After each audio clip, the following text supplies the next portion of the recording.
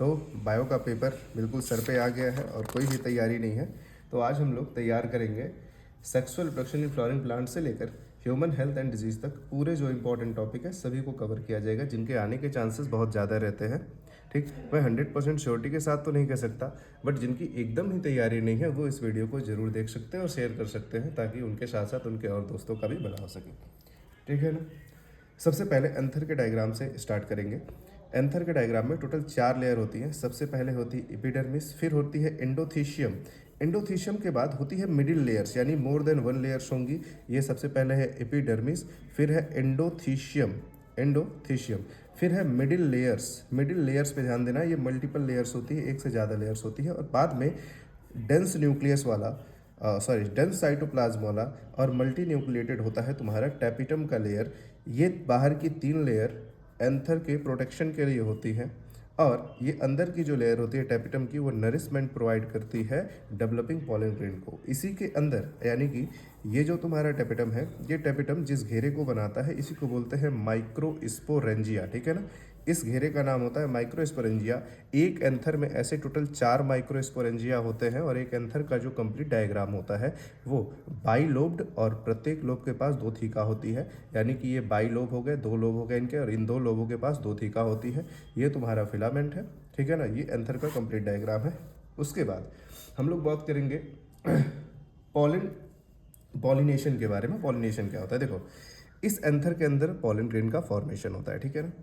Female का जो structure है उसमें हमारे पास ये है स्टिग्मा, ये है स्टाइल, और ये है ओवरी। नीचे बल्क का जो फूला हुआ पोर्शन होता है। एंथर का अपने पॉलन ग्रेन का अपने एंथर से रिलीज होकर स्टिग्मा पर गिरना, और जब ये एंथर आएगा तो या तो ये 2 सेल्ड स्टेज में आएगा या तो ये 3 सेल्ड स्टेज में आएगा। मैं एंथर बोल दे रहा हूँ, ये पॉलन ग्रेन है। ठीक है ना। पॉलन ग्रेन जब भी आएगा तो ये 2 सेल्ड स्टेज या फिर 3 सेल्ड स्टेज में आएगा।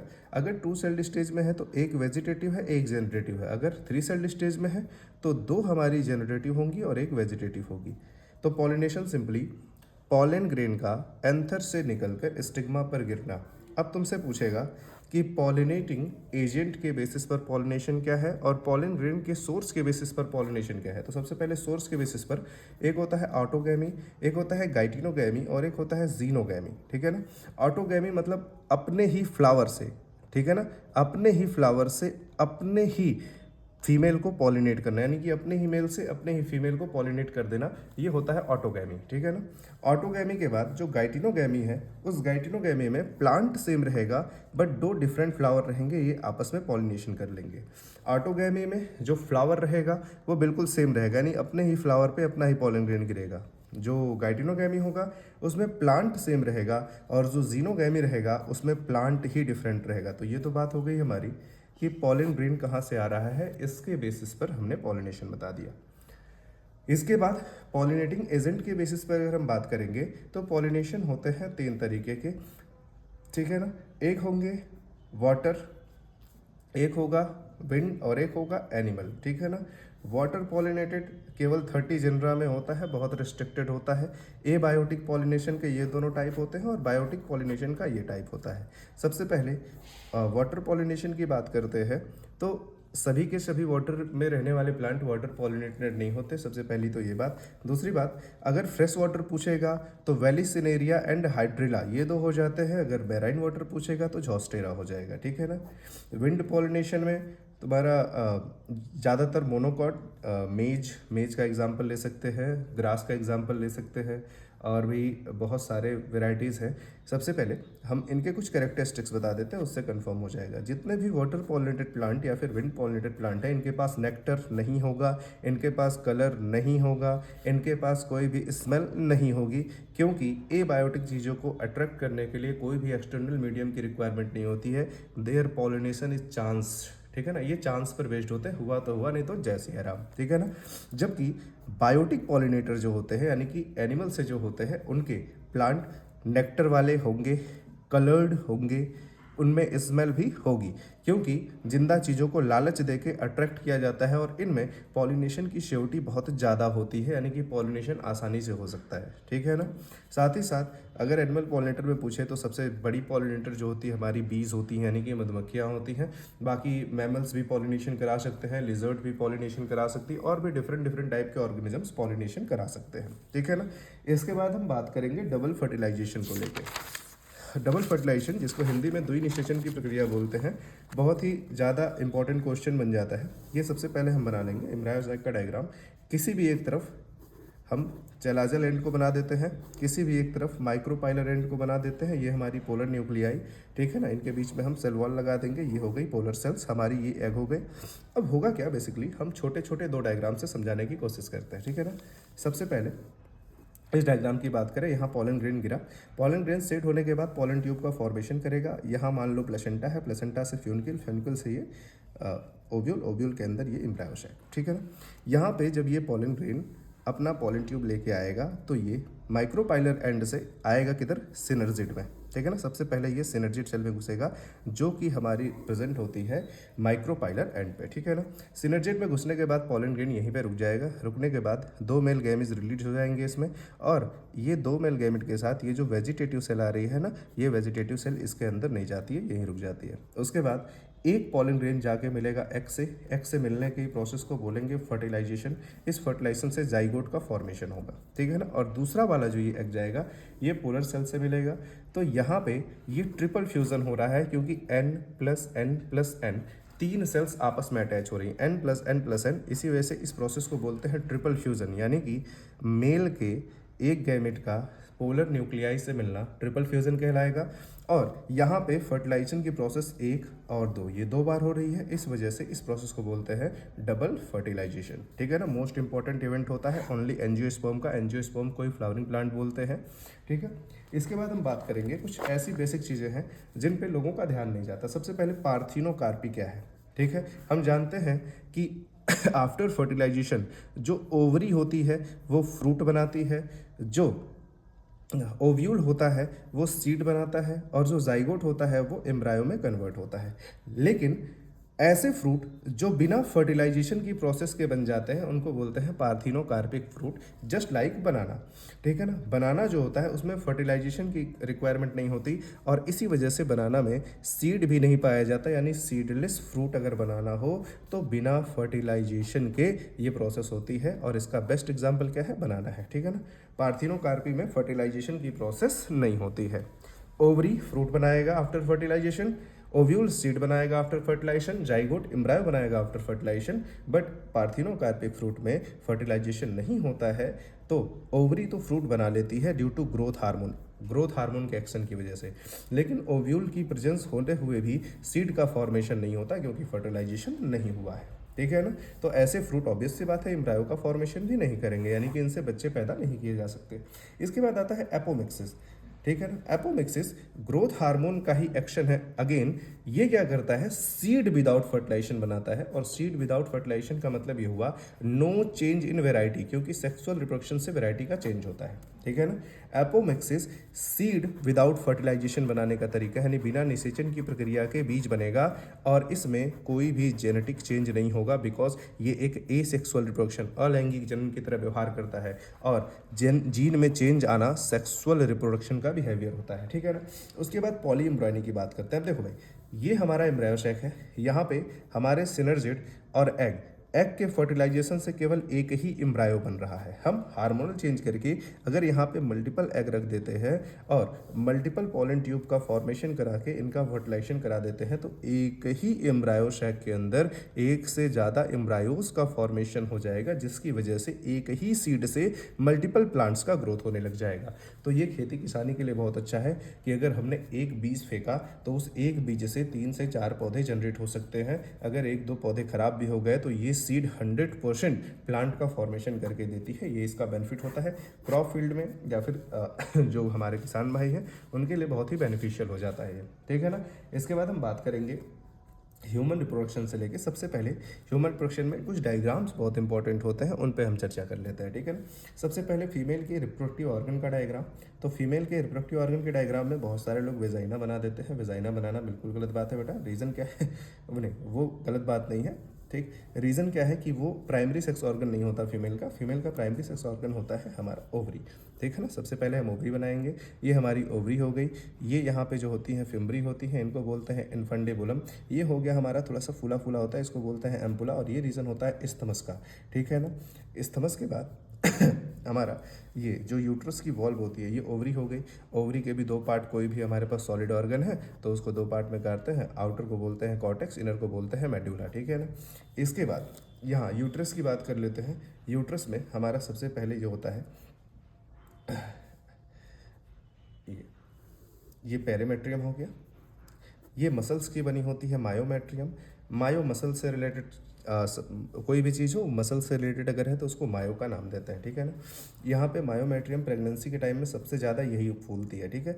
और पीरियड के टाइम पे जो कट कट के गिरती है उसका नाम होता है एंडोमेट्रियम। यही एंडोमेट्रियम की वॉल बार बार पीरियड्स में कट के गिरती है, तो ये एंडोमेट्रियम फॉल आउट होती है। तो हमारे यूट्रस के मतलब फीमेल रिप्रोडक्टिव ऑर्गन के सबसे पहले ओवरीज इंपॉर्टेंट है। ओवरीज के बाद हमने यूट्रस बनाया।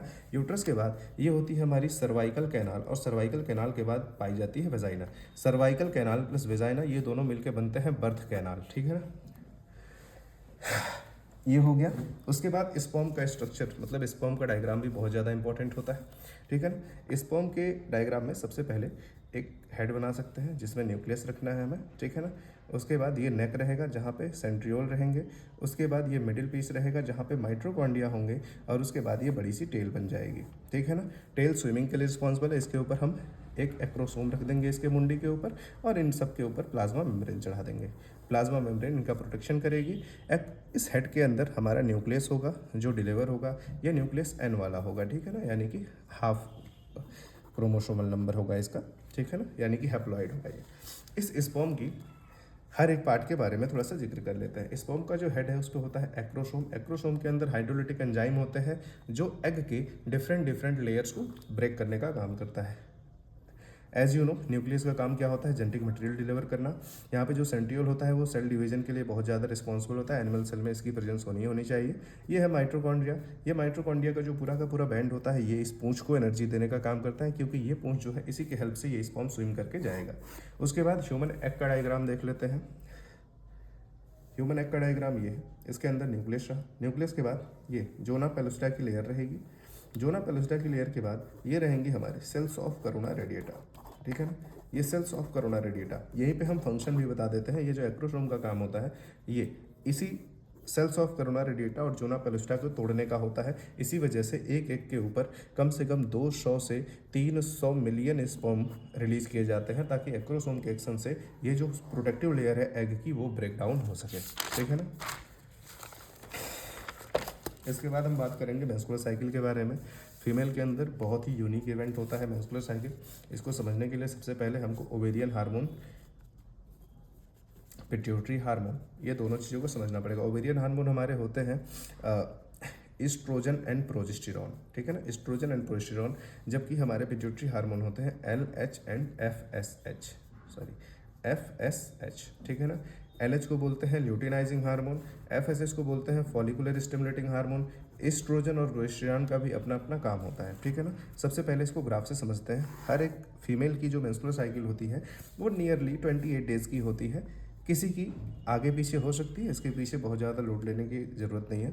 ये चेंज होते रहते हैं, ठीक है ना। किसी की 28 दिन की होती है, किसी की 30 दिन की, किसी की 32 दिन की। सबसे पहला जो हमारा मेंस्ट्रुअल साइकिल स्टार्ट होता है उसको बोलते हैं मिनार, और नियर अबाउट 50 से 55 साल के बीच में ये जो होता है मेंस्ट्रुअल साइकिल ये बहुत सारी फीमेल्स का बंद हो जाता है, तो इसको बोलते हैं मेनोपॉज। याद रखना नाम में है मेनोपॉज, मेनो स्टॉप नहीं है, तो ये फिर से कुछ हार्मोनल चेंजेस की वजह से फिर से ये स्टार्ट हो सकती है कुछ महिलाओं में, ठीक है ना।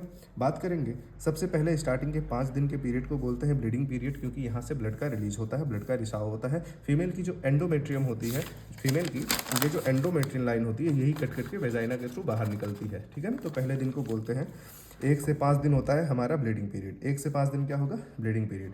इस 1 से 5 के ब्लीडिंग पीरियड के बाद यहाँ पे फॉलिकुलर फेज का स्टार्ट होता है। यहाँ पे पूरी तरीके से जो एग के ऊपर हमारी ग्रेफियन फॉलिकल है, इनका फॉर्मेशन होता है। ये ग्रेफियन फॉलिकल आगे चल के एग को मैच्योर करती है। Primary follicle, secondary follicle, tertiary follicle. और टर्सरी फॉलिकल की जो पहचान होती है वो एंट्रम के बनने से होती है। एंट्रम एक फ्लूइड फिल्ड कैविटी होती है, इसके बनने से टर्सरी फॉलिकल की पहचान होती है। इन फॉलिकुलर सेल्स का भी बहुत अच्छा रोल होता है। ये जो तुम्हारे हार्मोन्स हैं, इन हार्मोन्स की पीक भी बहुत ज़्यादा ज़रूरी होती है, ठीक है ना। सबसे पहले ओवरी के जो हार्मोन है एस्ट्रोजन और प्रोजेस्टेरॉन। एस्ट्रोजन नॉर्मली अपने पीक पे रहेगा 14वें दिन पे, ठीक है ना। प्रोजेस्टेरॉन का जो पीक है वो 14 दिन के बाद बढ़ता है, अभी बताएंगे रीज़न क्या है। एलएच ल्यूटिनाइजिंग हार्मोन भी 14वें दिन के बाद इंक्रीज होता है। और एफएसएच यहीं से इंक्रीज होता है क्योंकि इनको फॉलिकल्स बनाने हैं, ठीक है ना। एफएसएच का काम इन फॉलिकल्स पे होता है, इन फॉलिकुलर सेल्स को डेवलप करती है। इनका नाम है फॉलिकुलर स्टिमुलेटिंग हार्मोन, यानी कि इस फॉलिकल को स्टिमुलेट करने के लिए एफएसएच काम करेगी। एलएच को बोलते हैं ल्यूटिनाइजिंग हार्मोन। एक्चुअल में क्या होता है, जब 14वें दिन पे, ठीक है ना, नियर अबाउट मान के चलते हैं मिड ऑफ द साइकिल में, ये टर्सरी फॉलिकल रप्चर होगी और उसके बाद यहाँ से एग रिलीज होगा, ठीक है ना। ये एग रिलीज होने पे क्या होता है, ये जो हमारी फॉलिकुलर सेल्स हैं ये आगे चल के कार्पस लूटियम का फॉर्मेशन करती हैं। ये कार्पस लूटियम बनाती हैं और ये कार्पस लूटियम ल्यूटिनाइजिंग हार्मोन के एक्शन से बनती है। और ये कार्पस लूटियम बनाती है हमारा प्रोजेस्टेरॉन। और इस प्रोजेस्टेरॉन का काम होता है जो फॉलिकल जो एंडोमेट्रियम है ना, इसकी दीवार को पकड़ के रखना अगेंस्ट द ग्रेविटी, ये कट के नीचे ना गिर जाए। तो तुम सोच के देखो, ओवरी से निकला हुआ हार्मोन इस एंडोमेट्रियम को कटने से बचाता है और उस हार्मोन का नाम होता है प्रोजेस्टेरॉन। तो प्रोजेस्टेरॉन का काम है एंडोमेट्रियम की लाइनिंग को कट के बचाना। और ये प्रोजेस्टेरॉन कब तक रिलीज होगा, ये बस 14 दिन तक रिलीज होगा। अगर फर्टिलाइजेशन हो गया तो ये प्रोजेस्टेरॉन अगले 1 से 2 महीने तक रिलीज होता रहेगा। और यही प्रोजेस्टेरॉन का ट्रस्ट फीमेल प्रेगनेंसी के किट्स में करती है कि प्रोजेस्टेरॉन का अगर रिलीज बहुत ज़्यादा है तो प्रेगनेंसी किट में वो दिख जाता है, ठीक है ना। इसके बाद ये मेंस्ट्रुअल साइकिल हो गई, यहाँ से यहाँ तक ब्लीडिंग पीरियड हो गया 1 से 5 तक। उसके बाद ये होता है तुम्हारा ये फॉलिकुलर फेज। फॉलिकुलर के बाद ये होता है ओवुलेटरी फेज, जहाँ पे अंडा निकलता है। अंडा निकलने के बाद ये होता है लूटियल फेज, जहाँ पे कार्पस लूटियम अपना इफेक्ट दिखाती है, ठीक है ना। ये डिफरेंट फेजेस हैं। अगर हम रिप्रोडक्टिव साइकिल की बात करें, कोई पीरियोडिक अब्सेंस, अभी एक क्वेश्चन आता है कि बर्थ कंट्रोल के नेचुरल मेथड क्या है, वहाँ पे सिक्योर पीरियड क्या क्या होता है। तो ये 6वें दिन से लेके 10वें दिन तक, यानी 4 दिन का टाइम यहाँ मिल गया। उसके बाद यहाँ 14, 15, 16, 17 से लेके 28 तक नियर अबाउट 10 दिन का टाइम यहाँ मिल गया। ये सी पीरियड होता है, इसको बोलते हैं पीरियोडिक अब्सेंस। यानी पीरियड को अब्सेंट करके एक कपल जो है वो बड़े आराम से प्रेगनेंसी से बच सकते हैं, ठीक है ना।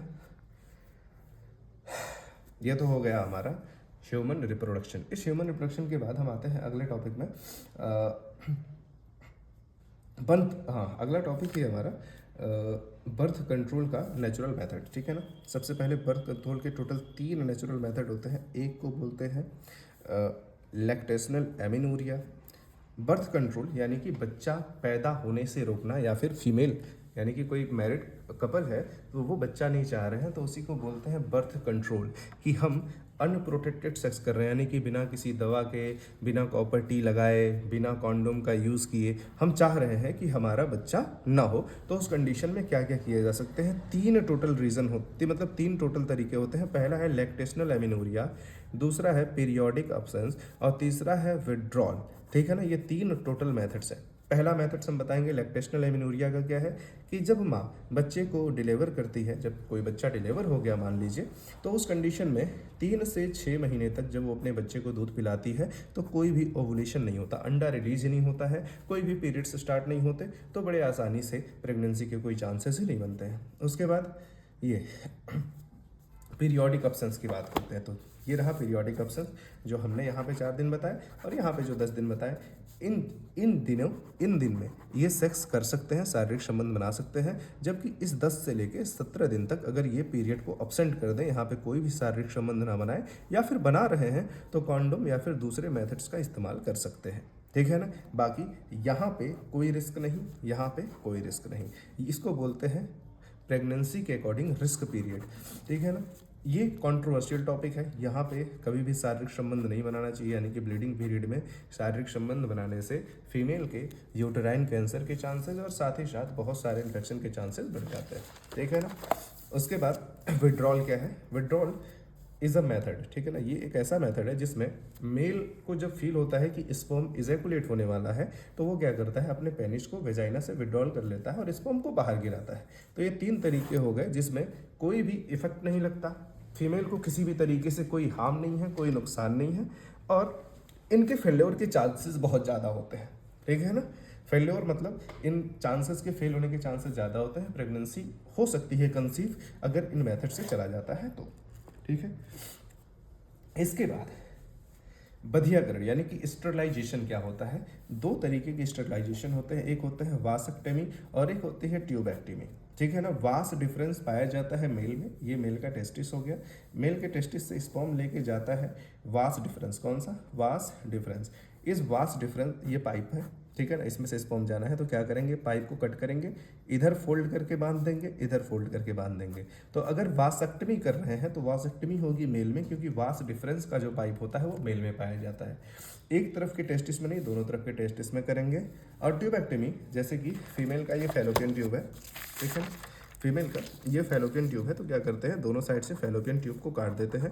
तो ट्यूब काट रहे हैं तो ट्यूबेक्टमी, और वास डिफरेंस काट रहे हैं तो वासक्टमी, ठीक है ना। तो बधियाकरण इसी को बोलते हैं, sterilization method.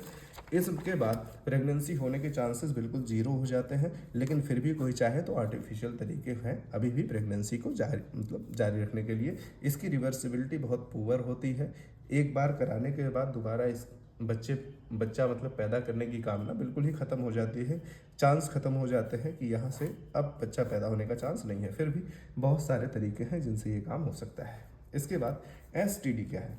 STD sexual transmitted disease, ऐसे डिजीज़ जो शारीरिक संबंध बनाने से फैलते हैं, और आप सभी लोग AIDS इसके बारे में जरूर जानते होंगे कि एड्स एक सेक्सुअल ट्रांसमिटेड डिजीज़ है, एक ऐसा रोग जो शारीरिक संबंध बनाने से फैलता है। साथ ही साथ और भी बहुत सारे डिसऑर्डर हैं, जैसे कि gonorrhoea, syphilis, genital herpes, chlamydiasis, genital warts, trichomoniasis, hepatitis B, और ऑफ कोर्स HIV के बारे में तो हम जानते ही हैं, ठीक है ना।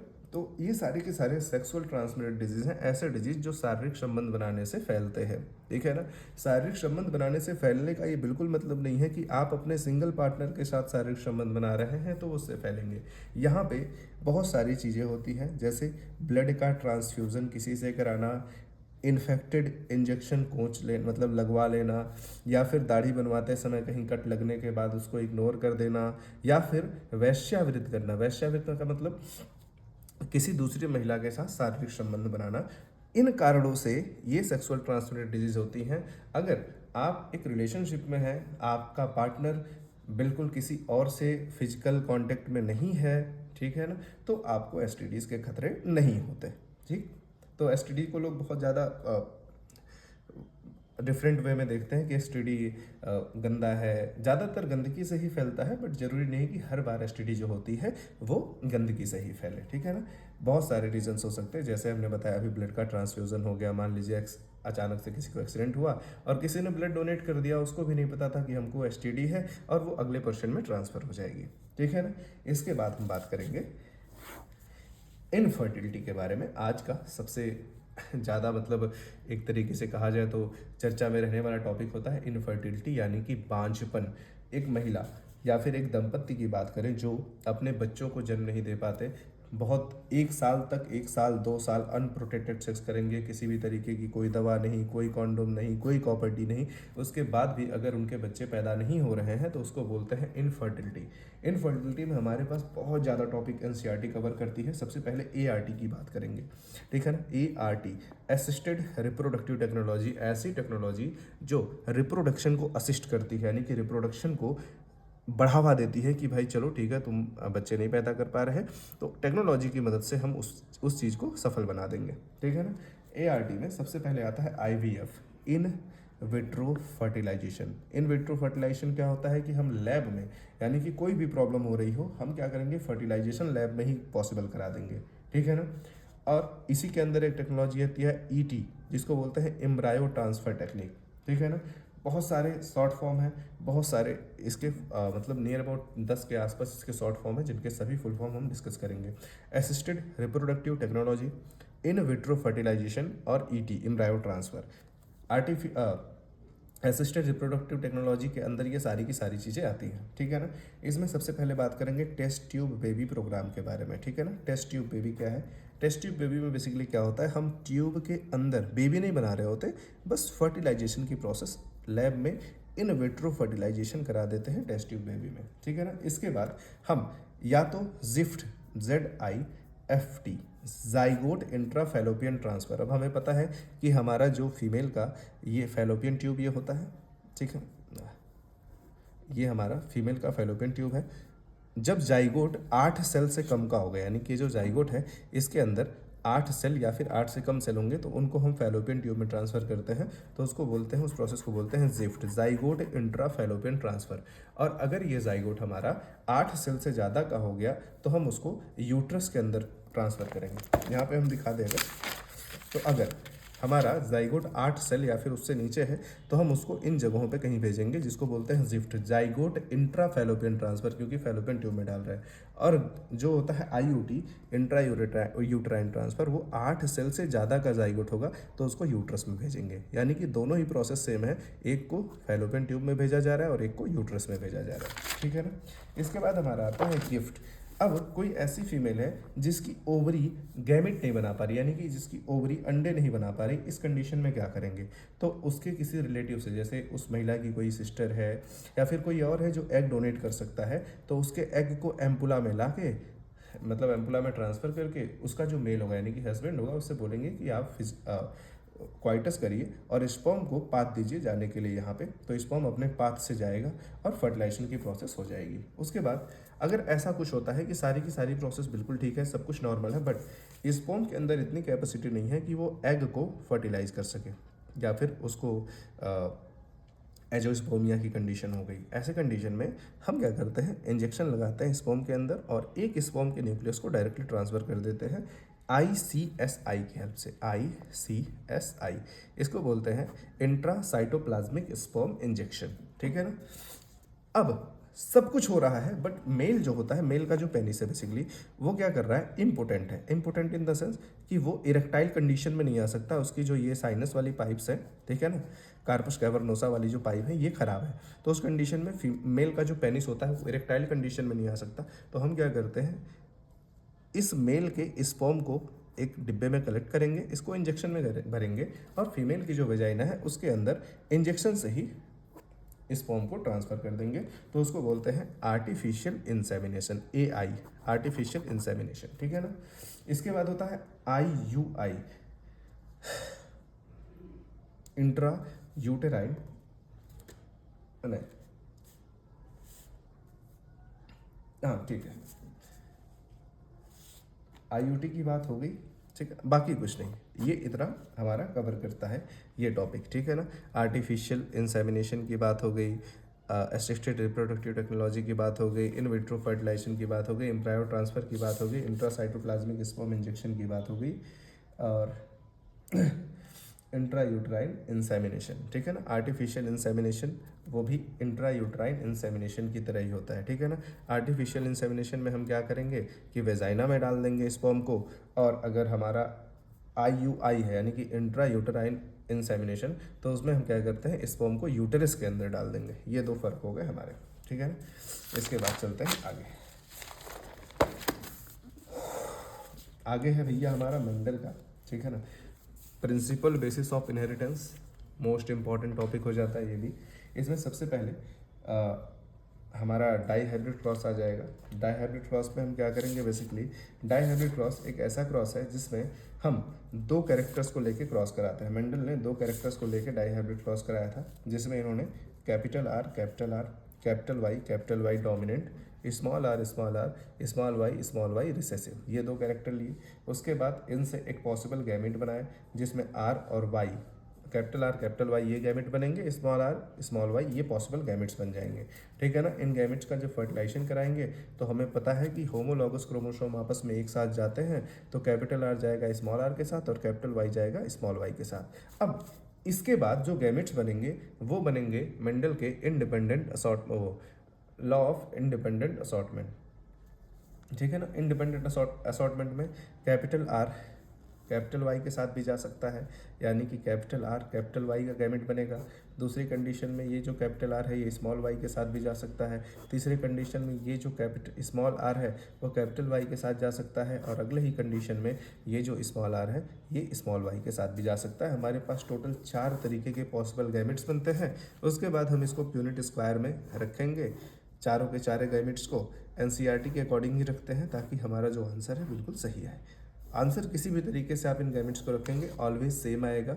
बस ये है कि एक सीरीज जो मिलती है वो नहीं मिल पाएगी, ठीक है ना। हम एनसीईआरटी के अकॉर्डिंग इसको रखते हैं कैपिटल आर कैपिटल वाई, उसके बाद small R small Y capital Y, उसके बाद कैपिटल आर स्मॉल वाई और फिर स्मॉल आर स्मॉल वाई, ठीक है ना। यानी कि हमने कैपिटल वाई का कैरेक्टर जो है वो पहले चूज़ किया और आर का जो कैरेक्टर है वो बाद में चूज़ किया। कैपिटल आर जो उधर रखना है वही इधर रखना है, स्मॉल आर कैपिटल वाई, फिर कैपिटल आर स्मॉल वाई और फिर स्मॉल आर स्मॉल वाई, जो इधर रखना है वही इधर रखना है। अब इन दोनों को मिलाना है, तो कैपिटल आर के साथ कैपिटल आर, कैपिटल वाई के साथ कैपिटल वाई, फिर इन दोनों को मिलाना है कैपिटल आर के साथ स्मॉल आर, कैपिटल वाई के साथ कैपिटल वाई, फिर इन दोनों को मिलाना है कैपिटल आर के साथ कैपिटल आर और स्मॉल कैपिटल वाई के साथ स्मॉल वाई, फिर इसमें मिलाना है कैपिटल आर के साथ स्मॉल आर और कैपिटल वाई के साथ स्मॉल वाई। इस तरीके से इस पूरे चार्ट को इधर से मिला के भर लेंगे, इनसे ये मिलेंगे, इनसे ये मिलेंगे, इनसे ये मिलेंगे, इनसे ये मिलेंगे। ये पॉसिबल हमारे टोटल बच्चे बन जाते हैं, जिसमें हमारा फिनोटिपिक जो रेशियो आता है 9:3:3:1। और अगर कोई जीनोटिपिक रेशियो पूछ ले तो वो जीनोटिपिक रेशियो होगा हमारा 1:2:2:4:1:2:1:1, ठीक है ना। ये होता है जीनोटिपिक रेशियो। इस पर बिल्कुल ध्यान नहीं देना है, जो भी पूछा जाएगा वो यही पूछा जाएगा अगर पूछा गया तो। इसी के बेसिस पे मेंडल ने लॉ ऑफ इंडिपेंडेंट असॉर्टमेंट दिया था। वो ये कहते थे कि ड्यूरिंग गैमेट फॉर्मेशन ये जो कैपिटल आर है वो कैपिटल वाई के साथ भी जाने को बिल्कुल आज़ाद होता है और स्मॉल वाई के साथ भी जाने को बिल्कुल आज़ाद होता है। यानी कि एक जो होमोलॉगस क्रोमोसोम है उनका कोई भी एक कैरेक्टर इनके किसी भी कैरेक्टर के साथ जाने को बिल्कुल आज़ाद होता है। इसमें किसी भी प्रकार की कोई बाउंडेशन नहीं है। अगला जो हमारा टॉपिक है वो होगा टेस्ट क्रॉस को लेकर, ठीक है ना। मेंडल का जो मोनोहाइब्रिड क्रॉस होता है, बेसिकली मोनोहाइब्रिड क्रॉस में क्या होगा कि किसी एक कैरेक्टर को लेके क्रॉस होता है, डाईहाइब्रिड में 2 कैरेक्टर्स को लेके क्रॉस होता है। तो मेंडल के मोनोहाइब्रिड क्रॉस के बेसिस पर हमारे पास 2 लंबे पौधे आते हैं। एक आता है कैपिटल टी वाला और एक आता है कैपिटल टी स्मॉल टी वाला। तो इस कंडीशन में हम जीनोटाइप देख के तो बता सकते हैं कि ये प्योर टॉल है और ये इम्प्योर टॉल है, बट अगर हमारे सामने मटर का प्लांट ही दे दिया जाए तो लंबे पौधे को हम देख के ये नहीं बता सकते कि ये कौन सा जीनोटाइप होगा। तो ये जानने के लिए कराया जाता है टेस्ट क्रॉस। अब टेस्ट क्रॉस के लिए हम क्या करेंगे, एक बार मानते हैं, ठीक है ना, कि ये जो हमारा प्लांट है वो शुद्ध होगा और इसकी जो क्रॉस है वो हम कराते हैं स्मॉल टी यानी रिसेसिव के साथ, ठीक है ना। तो इसमें क्या होगा, सबसे पहला जो बनेगा कैपिटल टी स्मॉल टी, दूसरा जो बनेगा कैपिटल टी स्मॉल टी, तीसरा जो बनेगा कैपिटल टी स्मॉल टी और चौथा भी बनेगा कैपिटल टी स्मॉल टी। यानी कि जो 100% बच्चे हैं वो सारे के सारे लंबे बने। अगर सारे के सारे लंबे बने दैट मीन्स कि जो हमारा लंबा प्लांट था उसका जीनोटाइप कैसा है, प्योर है, कैपिटल टी है। अगली कंडीशन को देखते हैं, क्योंकि हमारे पास 2 टाइप के लंबे पौधे होते हैं। फिर से क्रॉस कराएंगे रिसेसिव के साथ, ठीक है ना। इस बार के रिजल्टेंट को देखना है। कैपिटल टी मिलेगा स्मॉल टी से बनेगा capital T small T, capital T मिलेगा स्मॉल टी से बनेगा capital T small T small T से मिलेगा बनेगा स्मॉल टी और फिर स्मॉल टी से मिलेगा तो बनेगा स्मॉल टी। दैट मीन्स कि 50% टॉल आए और 50% डॉर्फ आए। इस कंडीशन में हम ये जान जाएंगे कि हमारा जो प्लांट लंबा था वो इम्प्योर लंबा था। बात को फिर से समझना सर, रिजल्टेंट अगर 100% आया तो कैपिटल टी, रिजल्टेंट अगर 50% आया तो capital T small T, that's so simple, ठीक है ना। ये हो गया। इसके बाद कोडोमिनेंस क्या है, देखो मेंडल ने लॉ ऑफ डोमिनेंस दिया कि इन डिसिमिलर पेयर है, हेट्रोजाइगस पेयर है ना, ये हेट्रोजाइगस पेयर है। यानी कि कैपिटल टी स्मॉल टी ये हेट्रोजाइगस पेयर होता है। इस हेट्रोजाइगस पेयर में एक दूसरे के ऊपर डोमिनेट करेगा, यानी कि वन डोमिनेट ओवर अनदर, ठीक है ना। मेंडल का मोनो हाइब्रिड क्रॉस के हिसाब से यही रूल था, law of dominance, law of segregation. Mendel ने टोटल 3 नियम दिए थे, law of dominance, law of segregation and law of independent assortment. तो law of dominance and law of segregation तो इस बात पे बेस्ड था, वो मोनो हाइब्रिड क्रॉस पे था, और law of independent assortment dihybrid cross पे बेस्ड था, ठीक है ना। तो यहाँ पे इनके रूल्स को दो लोग तोड़ते हैं, एक होता है इनकम्प्लीट डोमिनेंस और एक होता है कोडोमिनेंस, ठीक है ना। Incomplete dominance and codominance. Codominance पूछे तो मान लो दो जीनोटाइप है ए एंड बी, ठीक है ना, जैसे हमारे ब्लड ग्रुप के होते हैं।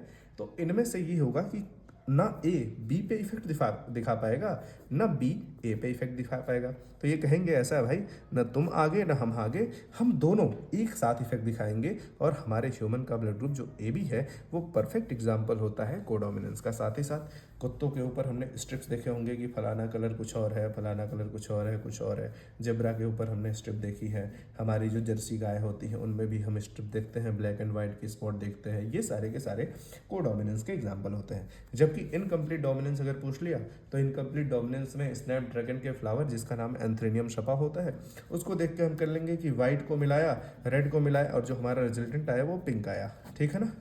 तो ये भी मेंडल के लॉ ऑफ डोमिनेंस के खिलाफ था। तो ये दो लॉ हैं, इनकम्प्लीट डोमिनेंस एंड कोडोमिनेंस, ये मेंडल के नियम को पूरी तरीके से तोड़ते हैं, ठीक है ना। चलो आगे बढ़ते हैं। ये चैप्टर थोड़ा सा बड़ा है तो ऑब्वियस सी बात है इसमें जो टॉपिक्स होंगे वो भी बड़े होंगे, ठीक है ना।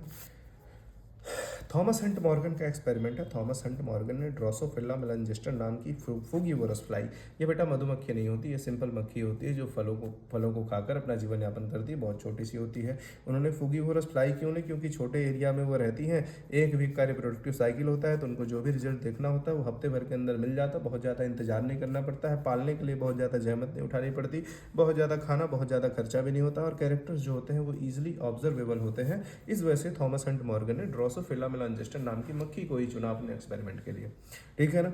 इन्होंने इस एक्सपेरिमेंट के बेसिस पर लिंकेज और रिकॉम्बिनेशन दिया। जैसे एक क्रोमोसोम के ऊपर हमारे जीन्स लगे होते हैं, अगर जीन्स बहुत नज़दीक लगे हैं तो इनमें नए कॉम्बिनेशन बनने के चांसेस बहुत कम हो जाते हैं, जबकि क्रोमोसोम पे अगर जीन्स बहुत दूर लगे हैं तो इनमें नए कॉम्बिनेशन बनने के चांसेस बहुत ज़्यादा हो जाते हैं। मैक्सिमम रिकॉम्बिनेशन 50% तक हो सकता है। अगर रिकॉम्बिनेशन ज़्यादा हो रहा है तो जो बच्चे बन रहे हैं माँ बाप के वो अलग अलग तरीके से दिखेंगे, बहुत ज़्यादा अलग नहीं, पर बहुत जो उनमें कैरेक्टर्स के चेंजेस होंगे वो बहुत ज़्यादा होंगे।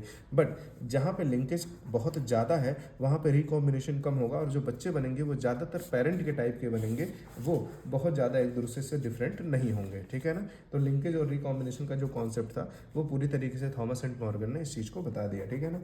अगर पेरेंटल टाइप बहुत अच्छा है तो जो रिकॉम्बिनेशन होगा वो नियर अबाउट 1.3% के आसपास होगा, जबकि अगर पेरेंट लिंकेज बहुत कम है तो रिकॉम्बिनेशन के chances near about 37.2% according to NCERT, but maximum recombination हो सकता है वो 50% तक हो सकता है, ठीक है ना। तो थॉमस एंड मॉर्गन ने लिंकेज और रिकॉम्बिनेशन के बेसिस पे अपना पूरा ये रोल दिया।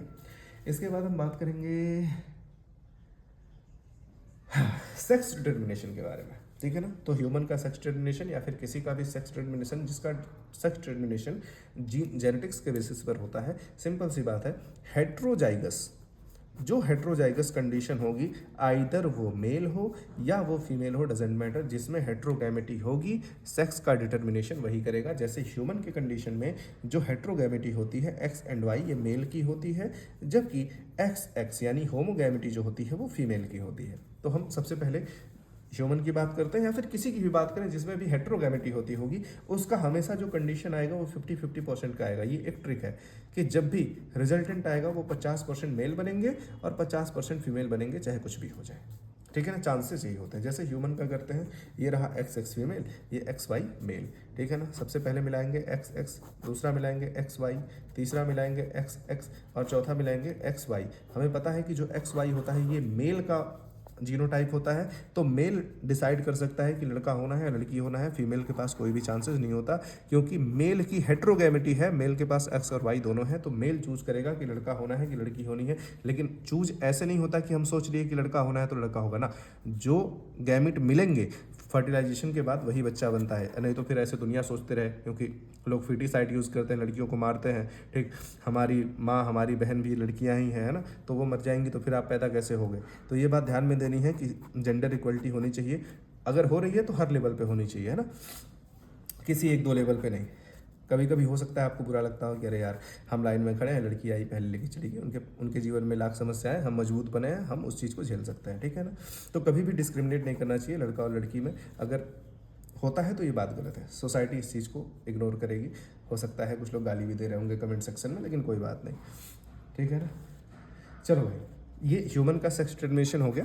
ह्यूमन के सेक्स डिटर्मिनेशन के बाद अगर हम बात करें किसी बर्ड की, ठीक है ना, तो बर्ड में क्या होता है, फीमेल हेट्रोगैमेटी होती है, ZW होती है मुर्गी और ZZ होता है मुर्गा। तो फिर वही कंडीशन आएगी यहाँ पे, जैसे हमारे मेल सेक्स का डिटर्मिनेशन कर रहे थे, हम मुर्गी सेक्स का डिटर्मिनेशन करेगी, ठीक है ना। ZW ZZ से मुर्गा बना, ZZ से ZW से मुर्गी बनी, फिर ZZ सॉरी क्रॉस फिर से करा देते हैं, ZW ZZ, ZZ से ZZ ZZ WZ WZ, यहाँ भी 50% मुर्गे बने और 50% मुर्गियाँ बनी, जो रिजल्टेंट उनका है वही रिजल्टेंट ह्यूमन का भी है। मज़ेदार बात होती है, जैसे ह्यूमन का होता है वैसे ही ड्रोसोफिला का होता है, वैसे ही चिकन का होता है, बट जो ग्रॉस हॉपर यानी कि टिड्डे होते हैं, टिड्डों का बिल्कुल अलग होता है। XO मेल होता है और XX फीमेल होती है।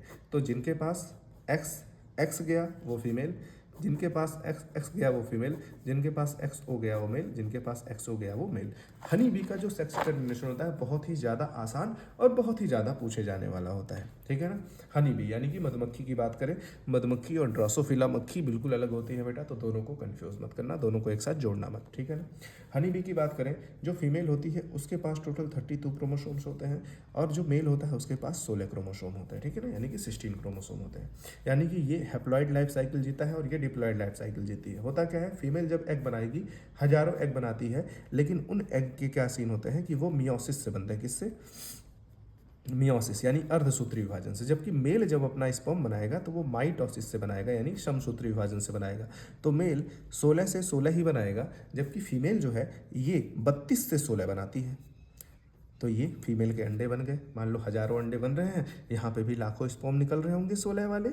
तो अगर फर्टिलाइजेशन हो गया यानी कि निषेचन की प्रक्रिया हो गई, तो 16 और 16 कितने हो गए भाई? 32।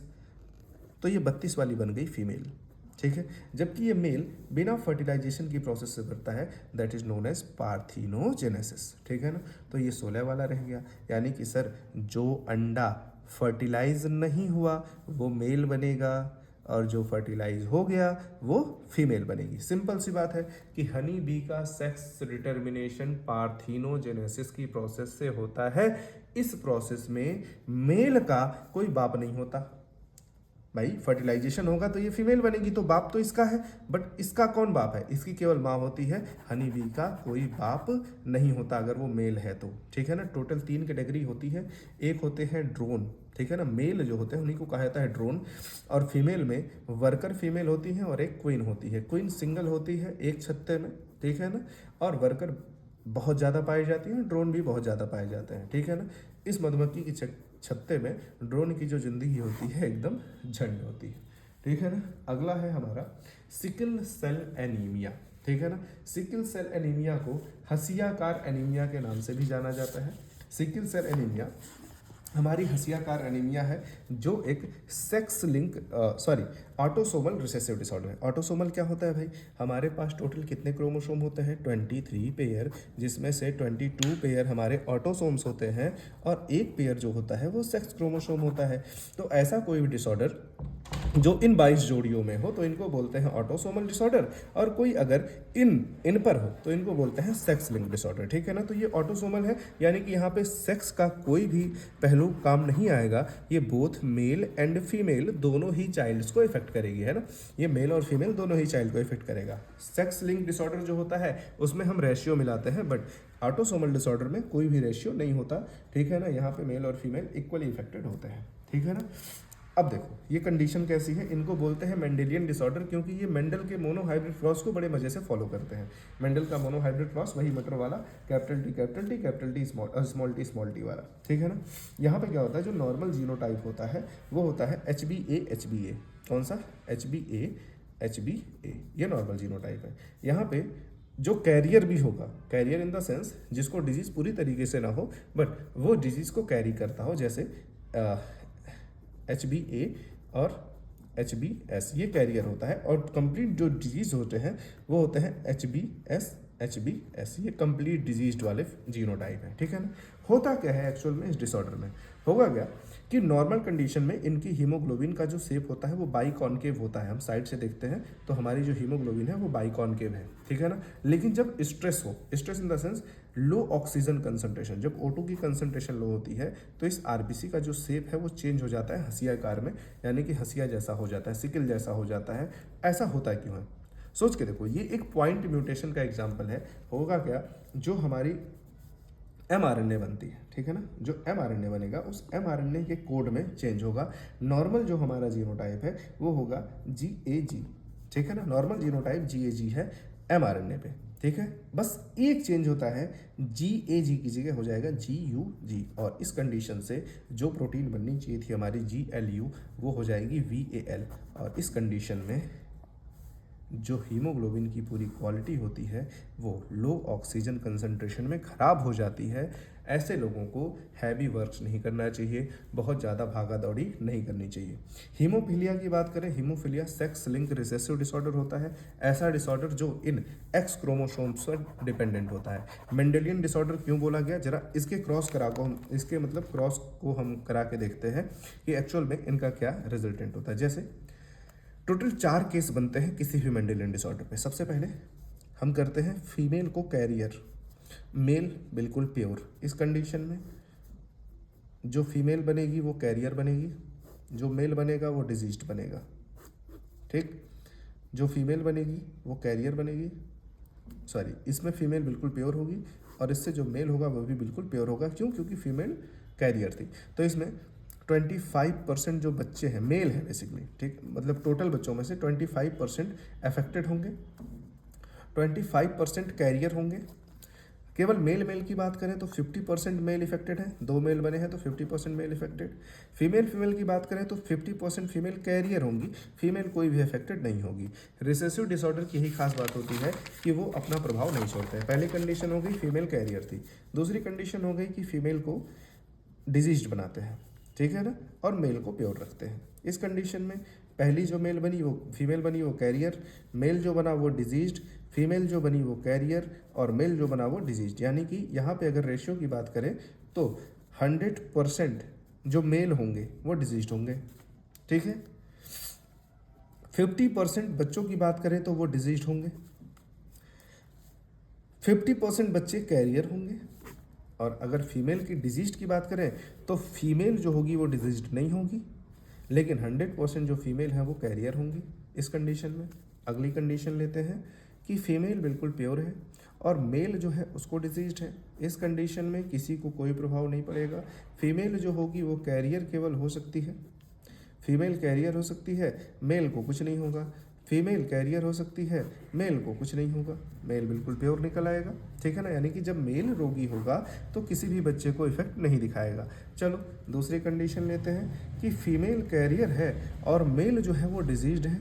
इस कंडीशन में जो फीमेल होगी एक वो डिजीज्ड हो जाएगी, जो मेल होगा वो डिजीज्ड हो जाएगा, जो सॉरी, ठीक है ना।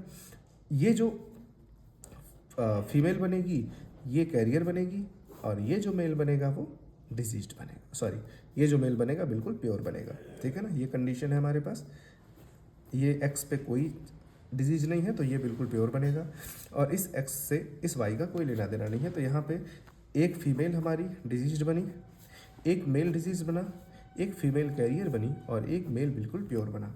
एक कंडीशन और ले सकते हैं जिसमें फीमेल को अफेक्टेड करा दें और मेल को भी अफेक्टेड करा दें, तो जो 100% बच्चे बनेंगे वो डिजीज्ड बनेंगे, ठीक है ना। तो ये हमारे पास कंडीशन हो गई क्रॉस की। और तुम्हारे पास ये केवल हीमोफीलिया का केस नहीं, ये जितने भी सेक्स लिंक मेंडेलियन डिसऑर्डर हैं ये सभी पे अप्लाई होगा, ठीक है ना। ये केवल एक चार्ट नहीं है, ये पूरे के पूरे जितने भी सेक्स लिंक डिसऑर्डर है सभी का चार्ट है, ठीक है ना। उसके बाद बात करेंगे हम डाउन सिंड्रोम के बारे में, ठीक है ना।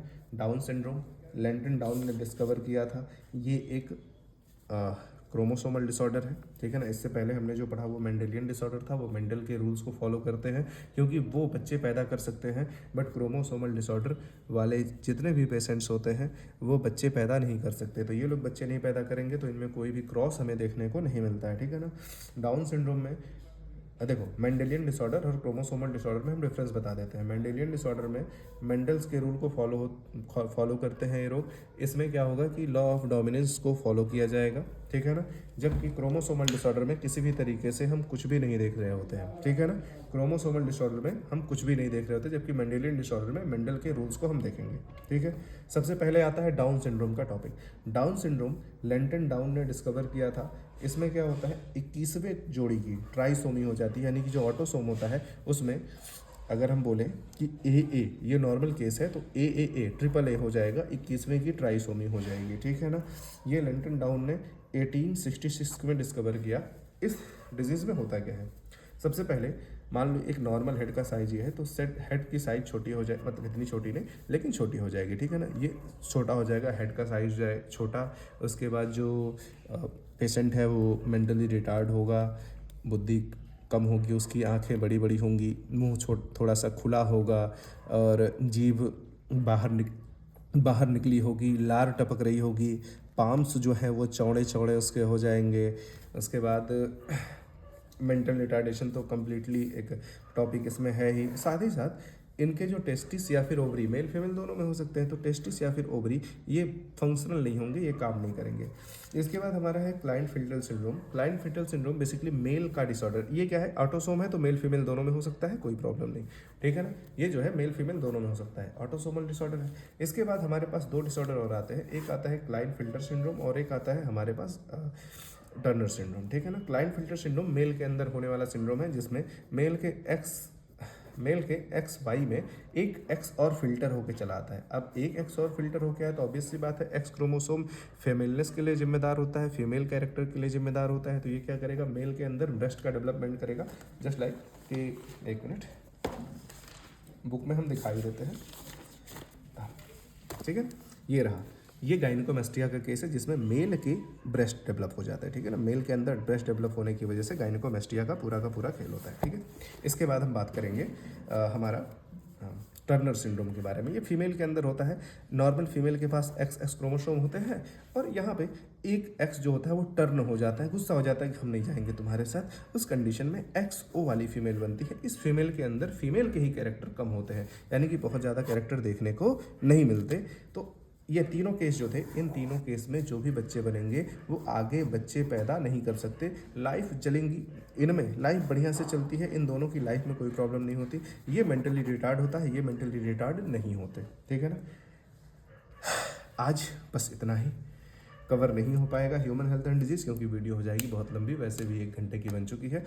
तो अपने फ्रेंड्स के साथ शेयर करें और अगले वीडियो के लिए अपडेटेड रहें चैनल से, चैनल को सब्सक्राइब कर लें। Thanks for watching this video.